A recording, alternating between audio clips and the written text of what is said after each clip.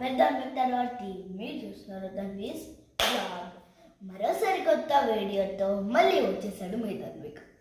ఇంకెందుకు లేకపోతే వీడియోలోకి వెళ్దాం. డిస్ట్రిక్ట్ లెవెల్ సైన్స్ ఫేర్ ఎక్కడ జరిగింది అనుకుంటున్నారు?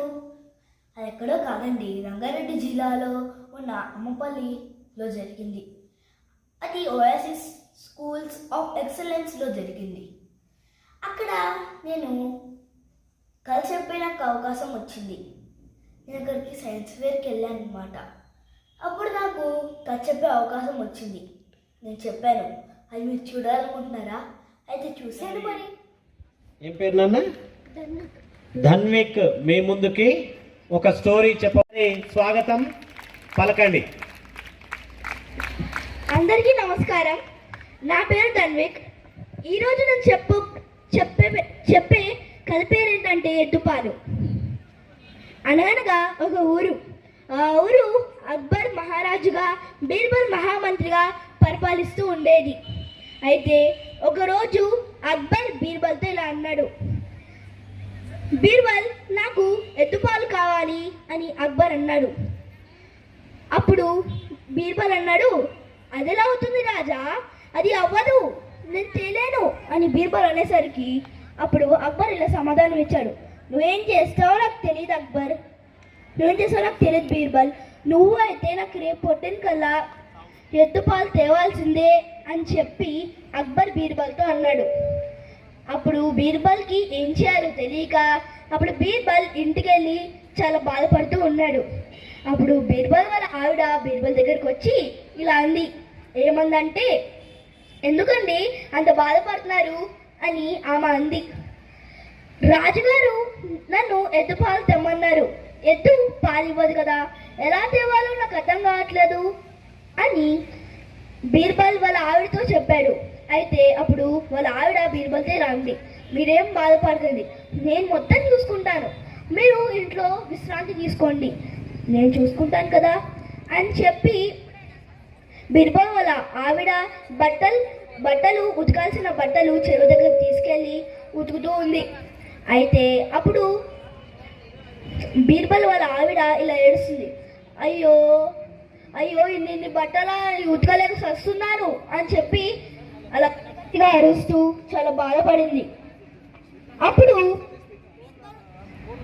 బీర్బల్ వాళ్ళ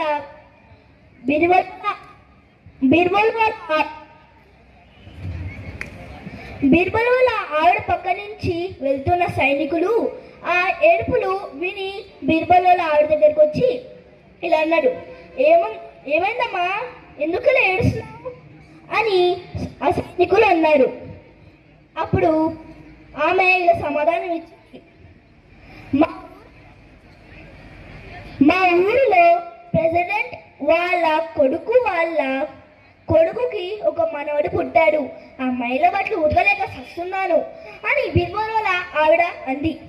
అప్పుడు నీ బాధను నాకు అర్థం కావట్లేదు, కానీ రాజుగారి దగ్గరకు తీసుకెళ్తాం, రాజుగారి దగ్గర చెప్పుకోమని సైనికులు రాజుగారి దగ్గరకు తీసుకెళ్లారు. అప్పుడు ఈమె బీర్బల్ వాళ్ళ ఆవిడ జరిగింది మొత్తం చెప్పింది. అప్పుడు బీర్బల్ అన్నాడు, అదెలా అవుతుంది, ప్రెసిడెంట్ వాళ్ళ కొడుకుకి పుట్టడం ఏంటి, అసలు ఒక పురుషుడికి ఎప్పుడు జన్మని ఇవ్వడు కదా, ఒక పురుషుడు ఎప్పుడు జన్మని ఇవ్వడు కదా, అదెలా అవుతుంది అని మహారాజు గారు అన్నారు. అప్పుడు బీర్బల్ వాళ్ళ ఆవిడ సమాధానం ఇచ్చింది, ఎద్దు పాలిస్తున్నప్పుడు మరి ఒక పురుషుడు జన్మం ఇవ్వకూడదా అని ఆవిడ అన్నారు.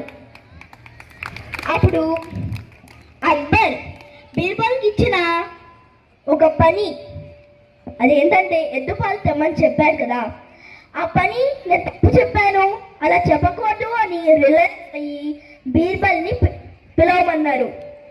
వాళ్ళ సైనికులు బీర్బల్ని చేయడానికి వెళ్తూ ఉంటే అప్పుడు ఆవిడ అక్బర్తో ఇలా అన్నారు, మహారాజా, నేనే బీర్బల్ వాళ్ళ ఆవిడని, మీరు బీర్బల్కి ఎద్దుపాలు తెమ్మన్నారు కదా, బీర్బల్ ఇంట్లో చాలా బాధపడుతూ కూర్చున్నాడు, అందుకని నేను ఈ నాటకం వేశాను అని చెప్పి బీర్బల్ ఆవిడ మహారాజు గారితో చెప్పింది. అప్పుడు మహారాజు గారు, బా నీకంత తెలివి ఉందో, బీర్బల్కి తెలివి ఉన్నట్టే నీకు చాలా తెలివి ఉంది అని చెప్పి అక్బర్ బీర్బల్ని ఇంకా వాళ్ళ ఆవిడని పిలిచి కొన్ని నగలు వడ్డాణాలు ఇచ్చారు. థ్యాంక్ యూ చెప్పు. Thank you. ఫోటో తీయండి.